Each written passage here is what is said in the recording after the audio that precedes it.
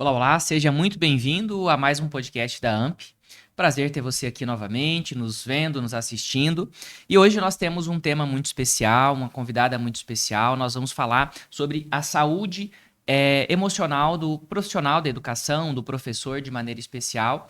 E para esse episódio de hoje, nós temos aqui a honra de ter a Karen, que é psicóloga da AMP, e vai estar falando, discorrendo sobre a NR1, a importância de nós falarmos sobre esse tema e termos um atendimento direcionado ao profissional da educação. Então, seja muito bem-vindo.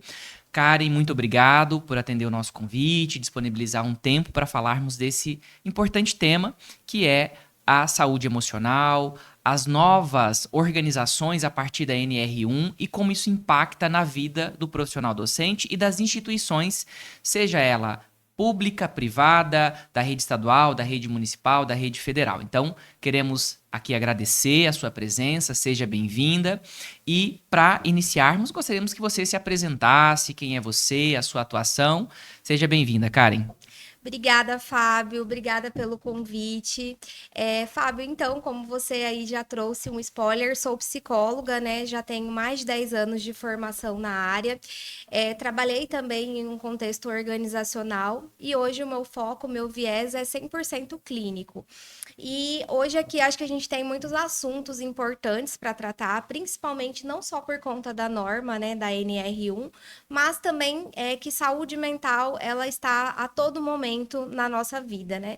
E o quanto que é importante, principalmente a gente falar disso em relação aos professores, né? Professor em sala de aula, que tem aí tantas demandas que acabam sendo demandas que vêm como um gatilho emocional em muitas áreas. Então, muito honrada aí pelo convite e vamos lá. Bom, então, para começar, gostaria de perguntar aqui para Karen o que é a NR1 e por que ela está sendo tão comentada, tão divulgada, publicizada.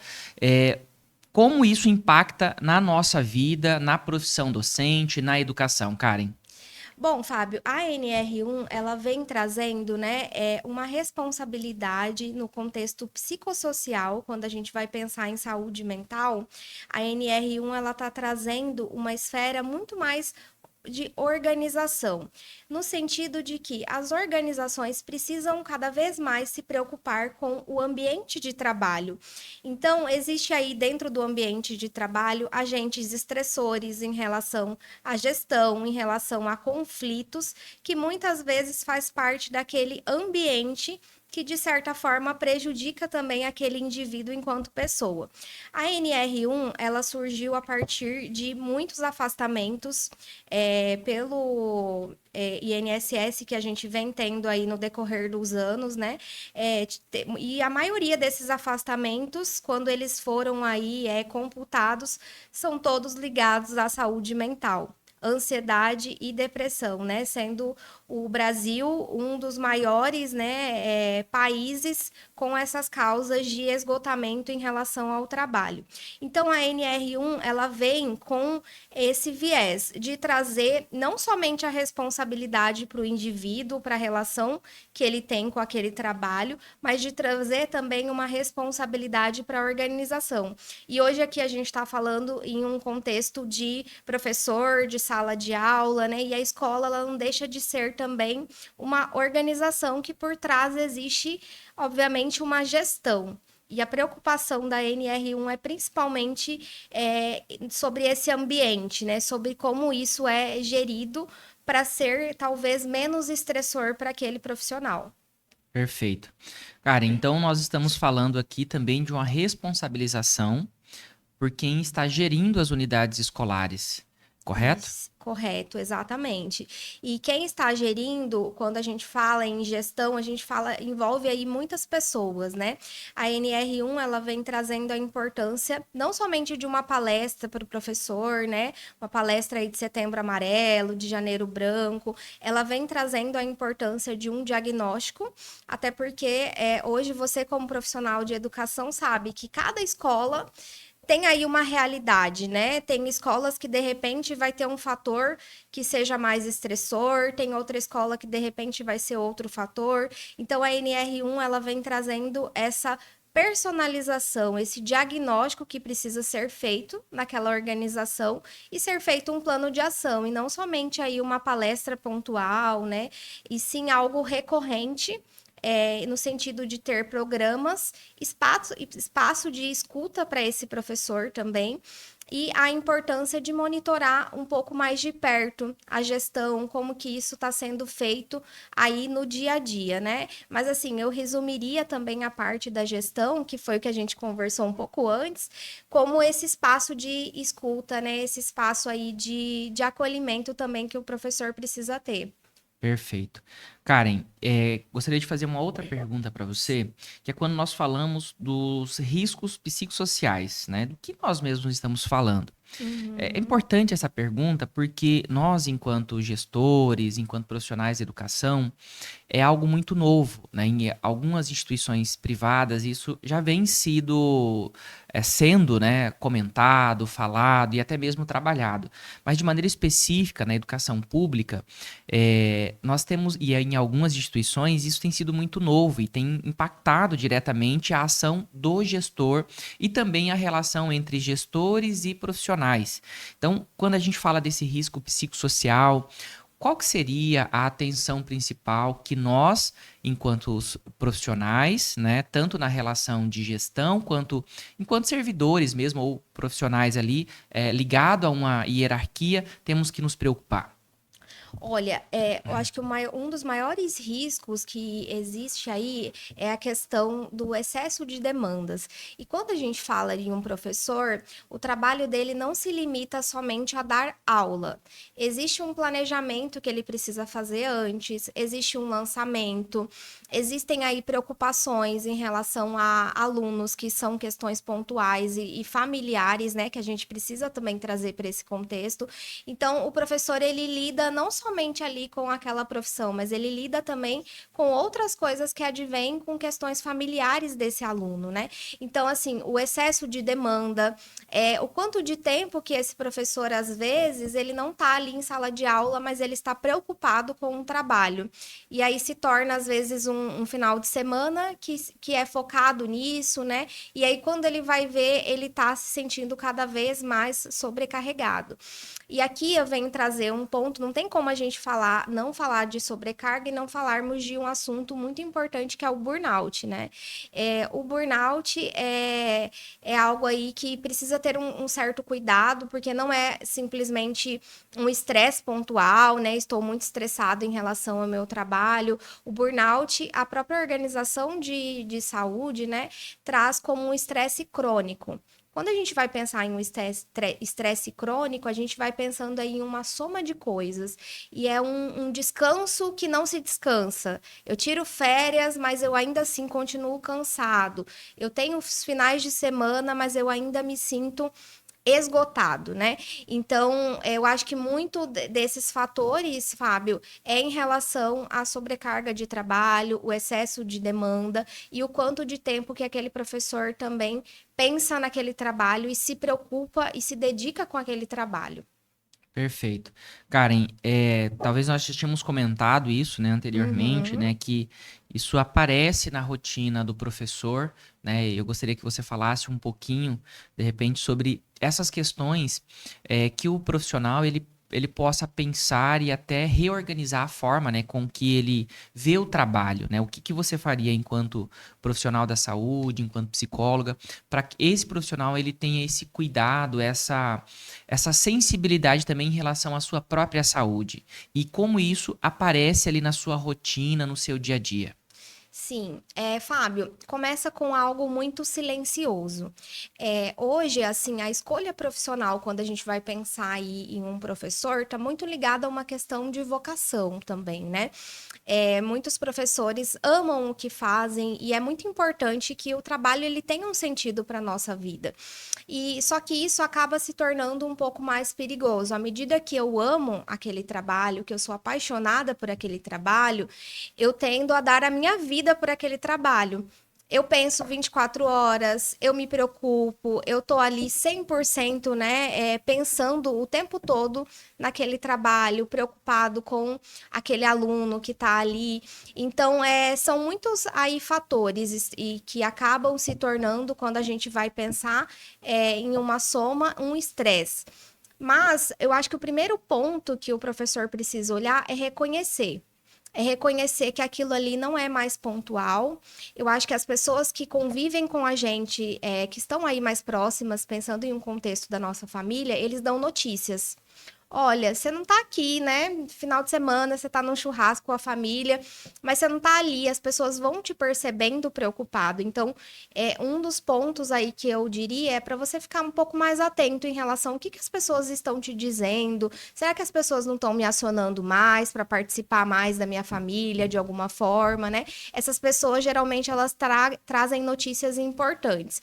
E eu só consigo mudar algo em mim a partir do momento em que eu reconheço aquilo como um problema, né? Então, a partir do momento em que eu vejo que realmente o estresse ele tá me afetando de alguma forma, que eu entro em sala de aula e eu não vejo a hora de ir embora, que eu fico contando os minutos para o final de semana, em que eu quero que aquilo ali acabe de alguma forma, opa, isso daí já é um alerta aí que eu preciso pensar. E o quanto que é importante, cada um aí tem uma atividade de lazer, né? O quanto que é importante a gente ter esses momentos de escape. Esses momentos aí do que é que a gente gosta de fazer. Por exemplo, eu tenho uma colega, ela não é professora, mas ela me veio aqui na mente agora, que ela ama correr. Ela adora fazer corrida, ela participa dessas maratonas e é um grande hobby para ela. Se a gente for pensar, o professor ele precisa ter algo aí que seja um hobby para ele escapar Uhum. de vez em quando, para ser aí algo que ele direcione aquela energia que tá tão estressora para ele naquele momento. Então, acho que o ponto é reconhecer, recapitulando aqui, né? Reconhecer que realmente aí eu tô estressado e que aquilo ali não é pontual e eu me conhecer também. O que é que eu gosto de fazer para além do meu trabalho? Perfeito. Cara, eu acredito que um ponto importante aqui para nós colocarmos é assim: há situações de estresse, momento, né, em que uma situação específica te deixa ali um pouco mais alterado, e há uma Sim. situação de acúmulo de estresse, né, que aí entraria de repente até numa própria patologia, né, que é aquele momento em que você já não há necessariamente um fato específico, mas uma situação constante de estresse. Seria isso? Seria isso, quando tudo se torna uma faísca, né? Como Qual... se assim, existe uma diferença entre estar cansado e estar esgotado. Perfeito. Então, o cansaço, ele cessa com o tempo. O cansaço, eu vou para minha casa, eu descanso, e no outro dia talvez eu já esteja um pouco mais disposto. O esgotamento, né, que é algo aí muito mais profundo e que também pode se tornar patológico, como você trouxe, ele é um descanso que não descansa. Eu tiro férias, mas mesmo assim eu retorno, passa alguns dias e eu já me sinto esgotadíssimo. Qualquer coisa é sinal para eu, às vezes, me estressar. E isso, Fábio, não se restringe só ao ambiente de trabalho. Muitas vezes esse professor está em sala de aula com questões aí estressoras e ele acaba trazendo isso também para o contexto Uhum. familiar dele de alguma forma, né? Percebe o quanto é sério essa questão de esgotamento, porque contamina toda a parte da vida daquele sujeito, né? Não somente o trabalho dele, mas como a relação familiar, a relação que ele tem com outras pessoas também. E aí chega a um ponto, assim, que é um ponto que a gente vai pensar em um viés patológico, de eu não me reconhecer mais. De eu Sim. pensar que o meu trabalho, de repente, eu que sempre quis ser professor, sempre quis estar na docência, eu não vejo mais sentido naquele trabalho. E olha o quanto isso é sério, né? E o quanto isso, às vezes, é um sinal, muitas vezes, que é uma resposta para cada um, mas muito disso também é um Uhum. sinal de esgotamento. Perfeito. Karen, e entrando aí nesse contexto em qual você coloca, né? Chega um momento que eu não quero ser mais professor. É diferente de outras profissões, a docência, ela é carreira. né? Normalmente nós fazemos uma graduação, um mestrado, um doutorado, e nós permanecemos ali por 20, 30 anos, né? E às vezes nós chegamos a essa estafa com 20 anos, 15 anos de trabalho. E aí como que você vai mudar de profissão? Que é diferente de outros profissionais que você muda o foco, você direciona ali para outras questões, né? Que a sua formação possibilita. O profissional da educação, ele não tem essa possibilidade.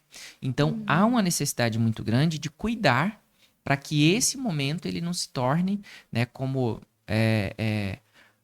algo assim patológico, né, como de fato uma doença que vai fazer um afastamento permanente ou até mesmo colocá-lo em um processo de readaptação de função, em que ele está impossibilitado de exercer a sua o seu objeto de concurso, né? No caso, o professor, nós temos várias situações em que os colegas eles não conseguem mais entrar de uma sala de aula.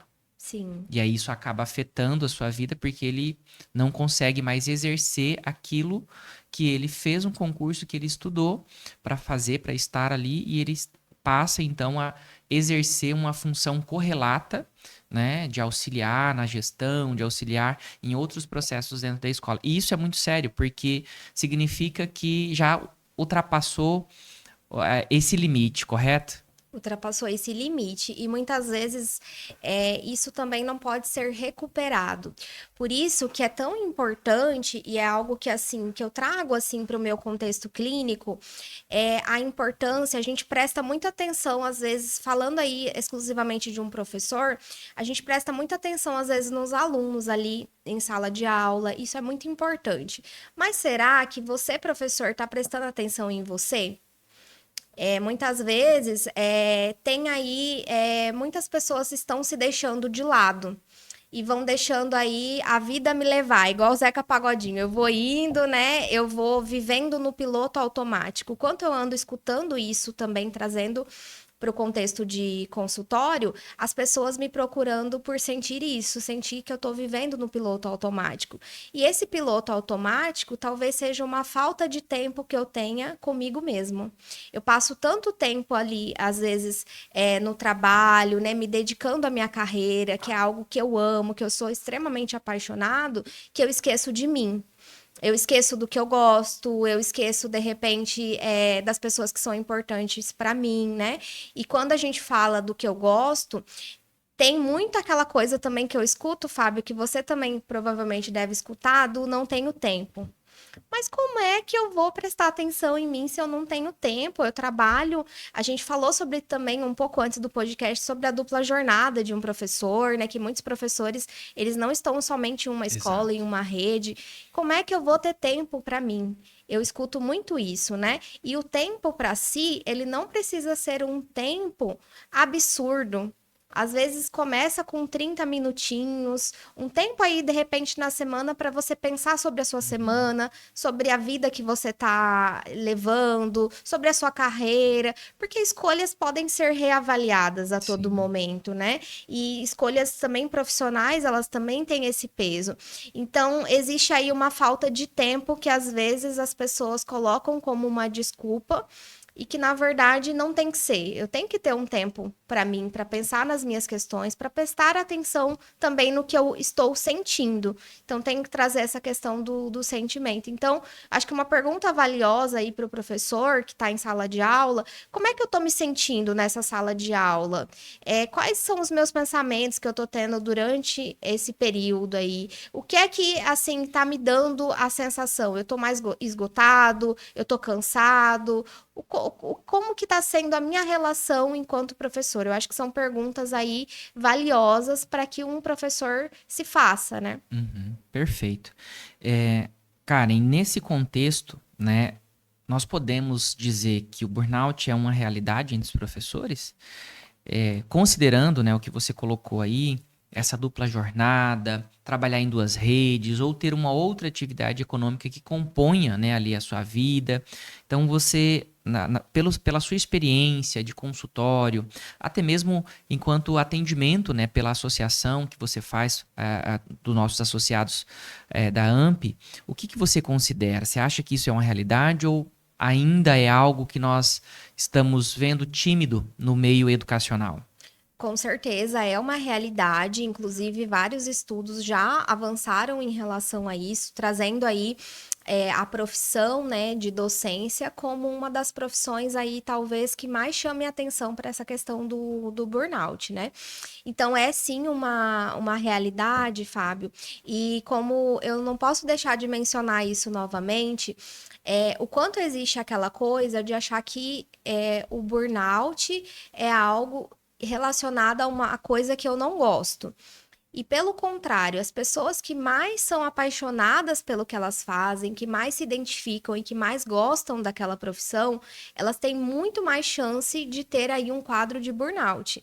Porque entende-se que eu vou me dedicar muito mais, que eu vou dar a vida por aquele trabalho, que eu vou dar meu sangue, eu vou fazer tudo o que for preciso e quando eu vou ver, o trabalho ele já ocupou uma proporção muito grande da minha vida. Vamos pensar que a nossa vida ela precisa ser dividida em vários pontos, né? Vamos pensar aí em uma lógica talvez de uma pizza de fatias. Então, existe a fatia do trabalho, existe a fatia talvez da espiritualidade para aquela pessoa, existe a fatia da família. O problema é quando o trabalho, ele ocupa todas as fatias. Quando você vai ver, você não tem mais tempo para você, não tem mais tempo para sua família. Você fica a todo momento aí, de certa forma, preocupado com o seu desempenho, com a sua produtividade. Então, quando a gente fala em burnout, as pessoas que sofrem de burnout, elas são muito preocupadas com a produtividade. Mas por que será que aquele aluno em sala de aula ele não está aprendendo? Então tende-se a pessoalizar situações, né? Atribuir a sua competência. E muitas vezes, talvez, um transtorno que aquele aluno tenha em relação à aprendizagem, uma questão familiar, né? Então, o burnout, ele vem trazer também essa sensação para a pessoa, uma sensação de incompetência. E essa incompetência tem uma lógica, assim, de que eu preciso produzir mais para que eu me sinta competente. Isso nunca chega. Isso vai trazendo aí escadas cada vez maiores e mais elevadas, né? Em uma lógica aí que vai se tornando muito adoecedora. Aí começam os sintomas físicos, né? Trava a coluna, dor de garganta, dor nas costas, começam aí a aparecer sintomas. Eu travo, às vezes, quando eu vou entrar em sala de aula. Provavelmente você que tem muito mais experiência nessa área de docência já deve ter escutado, né? Eu chego em sala de aula, eu amo o que eu faço, mas eu travo quando eu tô lá. Me deu um branco, né? Então, tudo isso são sintomas físicos que o corpo, ele tá aí trazendo como um alarme. Muitas vezes a insônia, muitas vezes, né, aquela sensação de que algo vai dar errado. Então, são Sim. alguns sinais, e eu falo isso porque vivenciei, né, Karen, um burnout há um tempo atrás, em que eu cheguei numa exaustão, né, e é importante. E eu só descobri essas questões depois que eu vivenciei, depois que eu fui diagnosticado, e infelizmente, né, tive que passar ali por um tratamento, mas numa situação que foi muito desgastante. E exatamente por esse excesso de trabalho e esse excesso de gostar do que faz, né, de querer produzir mais. Então, o meio da semana, né, os dias úteis, eles não são suficientes. Então, você começa a ocupar também o sábado, o domingo, o feriado, o momento de descanso, o lazer, né? Você colocou ali algumas questões de nós termos como fatias, né, na nossa vida. E como é importante nós sabermos definir essas fatias, seja ela do lado espiritual, da atividade física, né? Porque às vezes a Com gente fala, não tem certeza. tempo, né? Eu trabalho 60 horas, eu trabalho 50 horas, como que eu vou fazer Sim, atividade física? Mas quando a doença chega, você tem que parar tudo. Então, isso é sim. importante a gente refletir sobre esse processo. Cara, e uma outra questão que gostaria de colocar eu já entendi isso, né, nos meus 16 anos de docência, que a docência, ela não é uma missão, ela é uma profissão e ela é uma escolha, né, que passa por nossa decisão inicial ali, quando nós vamos escolher uma formação, mas como isso prejudica a vida do professor ou essa percepção social prejudica a nossa atuação. Você, enquanto psicóloga, como que você analisa esse contexto de que ser professor é missão? Uhum. Olha, isso acaba sendo muito perigoso, né? Porque, assim, à medida que eu tenho aí uma questão vocacional, né? Uma missão, às vezes a escolha de ser professor, ela vem por uma questão familiar. Meus pais foram professor e eu quero levar isso adiante, né? Mas isso não significa que, pelo fato de ser uma missão, que às vezes isso não precisa ser revisto. A forma como você está se relacionando com aquele trabalho, a sobrecarga que aquilo te traz, né? E isso, Fábio, quando a gente vai pensar, isso começa muito nos detalhes. Como você falou, né? Começa às vezes eu lançando nota no sábado, aí quando eu vou ver domingo, eu já tô fazendo o meu planejamento, porque eu quero adiantar para a semana que vem. E aí, quando eu vou ver o trabalho, ele já ocupou uma fatia muito grande da minha vida, né? E ontem, inclusive, eu estava em uma imersão falando especificamente sobre burnout. E tem uma fala da autora que eu achei muito interessante. O burnout, ele se torna muito mais difícil da gente diagnosticar e da gente pensar, porque o excesso de trabalho ele é muito normalizado. Uma pessoa que trabalha demais, ela é vista como uma pessoa muito competente. Nossa, aquele professor, ele tá aqui, a aula dele começa 8 horas da manhã, mas 6 horas ele já tá aqui. Olha como ele é dedicado.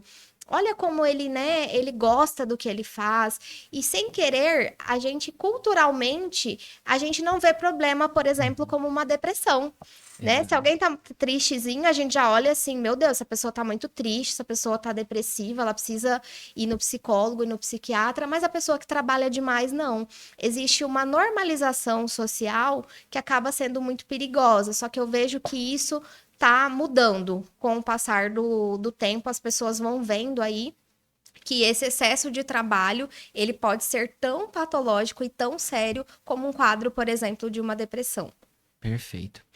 Karen, gostaria de fazer uma outra pergunta para você, né? E aqui como gestor e para os meus colegas também que atuam na gestão da escola, o que que muda na responsabilidade da escola a partir da atualização da NR1, né? Porque você falou bastante sobre ter uma escuta sensível, de nós sempre termos essa sensibilidade em relação ao outro.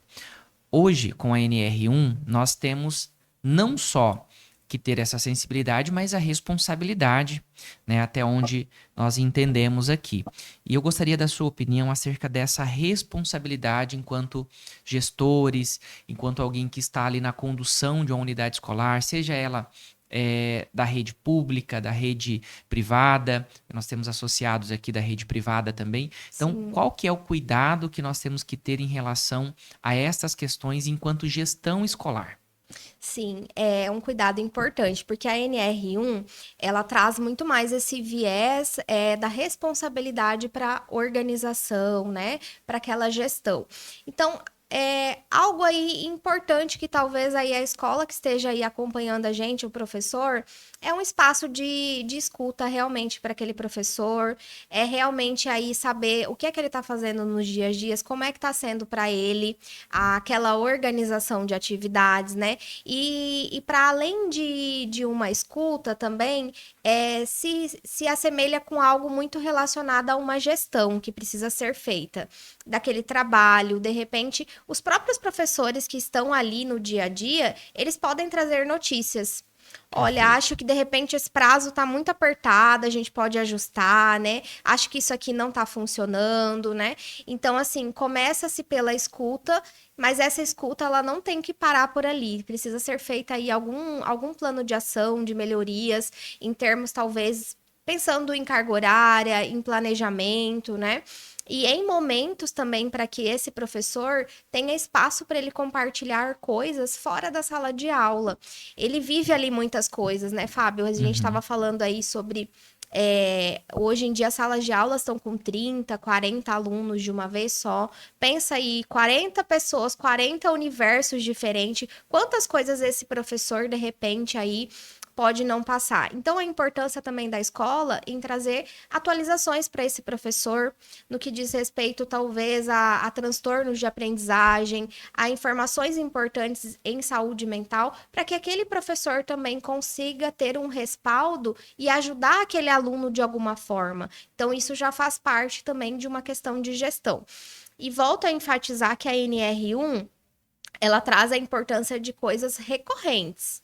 Então, eu não mudo um ambiente, eu não torno um ambiente mais saudável fazendo essa escuta uma vez ao ano, por exemplo, Uhum. fazendo uma reunião uma vez ao ano, fazendo uma palestra de capacitação para esse professor uma vez ao ano. Então, a importância da recorrência, porque somente a recorrência consegue mudar um padrão que às vezes é uma cultura daquela escola, uma cultura organizacional, quando a gente vai pensar. Perfeito. Você já acabou respondendo a minha próxima pergunta, que era se uma palestra resolve, né? Então não é um momento único, específico ali, numa situação, digamos que momentânea, mas uma cultura organizacional. Seria isso, né? Exatamente. É necessário ter aí essa recorrência. E cada escola, Fábio, tem uma realidade. Então, de repente, em uma escola hoje, pode estar muito forte a questão de violência. Em sala de aula, de assédio, enquanto em outra escola pode estar muito mais forte a questão de depressão, de outras questões emocionais. Então, a NR1 ela traz muito esse viés de personalizar aí esses programas, esse diagnóstico, né, que é feito, porque cada escola ela tem uma realidade e uma necessidade diferente. Então não adianta eu trabalhar, por exemplo, as mesmas questões com as mesmas escolas, porque muitas vezes eu não vou ser assertivo. Então, existe aí, falando em programas, né? Aplicação de diagnósticos, né? Realmente aí de questionários para pensar como é que aquela pessoa se sente trabalhando naquela determinada escola e, consequentemente, depois fazendo um programa contínuo baseado no que é que apareceu naquele diagnóstico. Perfeito, Karen. Gostaria de fazer mais uma pergunta para você aqui, Karen, porque nós falamos do profissional da educação, dos professores, de todo aquele universo que compõe a unidade escolar, né, que não é somente ali composta por professor, mas quando que o profissional ele precisa buscar ajuda? Quais sinais ele precisa realmente ali ficar atento para ele começar a buscar essa ajuda, buscar esse auxílio e até mesmo ter uma conversa com uma psicóloga, com uma profissional ali que realmente traz subsídios técnicos e teóricos para auxiliar.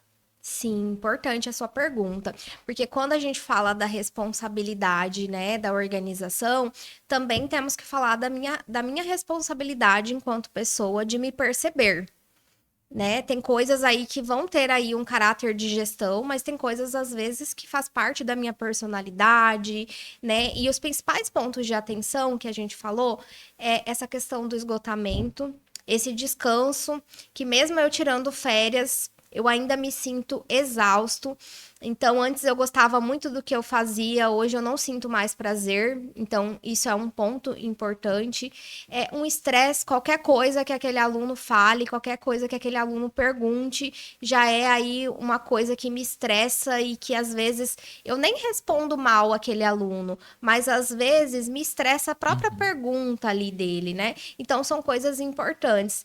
Ou aí a gente pode também, pelo viés assim, me sinto muito triste, né? É uma tristeza também que não passa, é uma tristeza aí que me angustia. Eu me sinto, volto na questão do cansaço, porque o cansaço ele é um elemento muito importante para a gente pensar sobre ansiedade, sobre depressão, e para cada um o cansaço ele tem aí uma função. Por isso tão importante é realmente aí o professor ter esse cuidado em entender o que é da minha ordem, o que é de repente do meu individual que eu preciso trabalhar em psicoterapia, né? Porque a gente não faz nada sozinho, a Exato. gente não nasce sozinho e a gente precisa ir de um outro para nos mostrar, de repente, coisas que a gente não está enxergando. Então, por isso, tão importante a figura de um psicólogo, né? Eu escuto muitas coisas assim, de pessoas às vezes falando, ah, mas por que eu vou no psicólogo, né?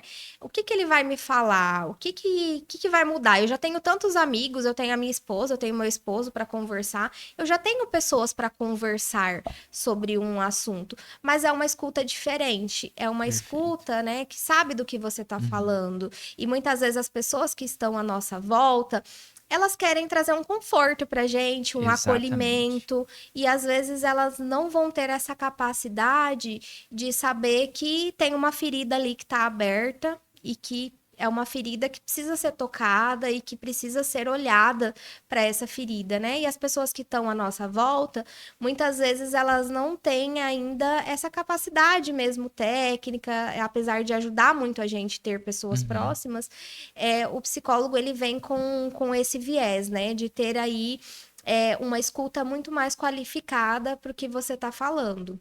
Perfeito. E eu quero chamar a atenção aqui de você, servidor público, que não se associou ainda à AMP ou que está associado à AMP. Nós temos a doutora Karen, que é a nossa psicóloga. Caso você precise, o nosso associado tem acesso gratuito à psicóloga, né, a doutora Karen, que especificamente nos atende os nossos associados. Você pode estar entrando em contato através das nossas redes, né, de atendimento, do nosso WhatsApp, do nosso site, do nosso e-mail, tá fazendo agendamento e ser atendido. Isso é muito importante porque a AMP, ela atende esse papel, esse anseio de auxiliar os seus associados, os profissionais da educação, para que ele tenha uma qualidade de vida, para que ele tenha acesso à saúde emocional, a profissionais qualificados para que ele possa superar essas dificuldades do seu dia a dia. Então, Karen, eu gostaria que você deixasse aqui a sua mensagem também, né, aos nossos profissionais da educação, aos nossos associados de maneira muito especial, como ele pode prevenir isso, né, além de procurar, é claro, a AMP, que está aqui para apoiar esse nosso associado, esse profissional da educação, mas o que você deixaria para esse professor, para esse profissional que está nos vendo agora? Bom, Fábio, é muito importante que esse profissional ele preste atenção em si. Então, quando a gente começa a prestar atenção na gente, a gente vai tendo aí, vai percebendo que de repente eu tô cansada além da conta, que às vezes o descanso não tá resolvendo, né? E observe também as pessoas que estão em volta de você. O que que essas pessoas estão dizendo? De repente, essas pessoas geralmente elas dão dicas. Olha, acho que você tá muito estressada, acho que você tá muito ansioso, tá tudo bem no trabalho. Então, as pessoas que estão à nossa volta, principalmente aí pessoas da nossa família, eles dão notícias para nós, né? Então, você, professor, né, muitas vezes a gente espera que as coisas passem, né? Tem aquela coisa assim, ah, eu tô estressado, eu tô com isso aqui para resolver, isso aqui vai passar. Mas muitas vezes aquilo não passa, muito pelo contrário, aquilo se acumula. Aquilo vai sendo um acúmulo que vai se tornando um esgotamento, e infelizmente, né, pode evoluir para algo muito mais sério. Então, a dica que eu dou aqui hoje, talvez, é você prestar atenção em você olhar para os seus limites, em você ter aí atividades que te dão prazer de alguma forma para além do seu trabalho. O seu trabalho ele pode te dar aí um prazer muito grande na sua vida, mas que você também precisa ter outras atividades que também te deem prazer de alguma forma, né? E não deixe para depois, né? Tente aí realmente buscar ajuda. Se já foi um profissional e não deu certo, tente outro, né? Eu acho que é importante um investimento que nós fazemos em nós, ele é muito importante, né? E talvez seja o investimento mais importante que a gente faça na nossa vida. Perfeito. Para isso, nós estamos aqui colocando aos nossos associados, Karen, nós temos uma rede, né, com plano odontológico da Unimed, nós temos parceria com a Best Saúde, com planos de saúde, nós temos assessoria jurídica, cursos de formação para os nossos profissionais, nós temos acesso à psicologia, né, através aí dos nossos parceiros também. Então, você, profissional da educação, não está sozinho nessa jornada, nessa missão, nessa tarefa, né, que é ser profissional da educação no Brasil e no estado de Mato Grosso. Então, nós temos uma associação que tem muitas coisas para que você possa ali se sentir bem, para que você possa ter acesso à saúde, à qualidade de vida. Nós temos parcerias com instituições, com comércio, né, com academias, então isso é muito importante a gente deixar isso para o nosso associado, para o público que está nos assistindo, porque há uma rede ali de fato que vai proporcionar a esse profissional da educação momentos, né, para que ele possa ali ter esses escapes, né? Então, sem, claro, gastar muito, sem ter que Sim. trabalhar mais para conseguir esse processo. E nós temos aí 30 mil estabelecimentos credenciados, como cinema, como lojas de esporte, enfim, uma série de academias, né? Uma série de benefícios para o nosso associado. Karen, mais uma vez, gostaria de agradecer a sua participação, por Obrigada a estar você. nos atendendo aqui nesse importante tema, né, que é falar sobre a saúde emocional, falar sobre a NR1, que impacta a nossa vida lá no cotidiano escolar. E estarmos aqui discutindo sobre isso, levando essa informação a mais pessoas, né, através das redes. Então, isso é muito importante.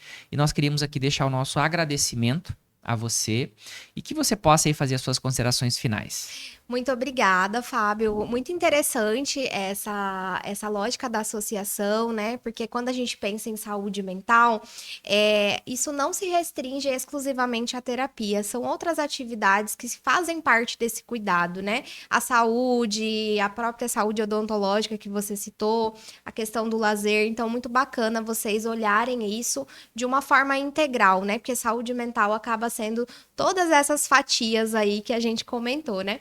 E assim, hoje, né, se você que ouviu, né, de repente se identificou com alguma dessas situações que a gente trouxe aqui, não se sinta fracassado, né? Não se sinta aí, talvez desanimado por estar em uma condição que a gente citou, né? Nunca é tarde para você buscar ajuda, para você reconhecer que de repente você não dá conta de tudo sozinho. E que isso não é um sinal de fracasso, de que você é um mau professor, de que você é incompetente. Muito pelo contrário, você precisa, às vezes, só de um cuidado e de olhar para si mesmo, né? Então, quero agradecer novamente, Fábio, pelo convite. Muito obrigado. Estou à disposição aí, né, de todos os associados que precisarem aí de um momento, de um investimento em si próprio. Eu espero muito contribuir de alguma forma também, não só através da terapia, mas através desse podcast, né, para realmente fazer as pessoas pensarem sobre coisas que às vezes a gente acha que é normal e que às vezes no dia a dia a gente acaba não problematizando. E é isso, muito obrigada. Muito obrigado, Karen. Muito obrigado a você que esteve conosco e até o próximo episódio.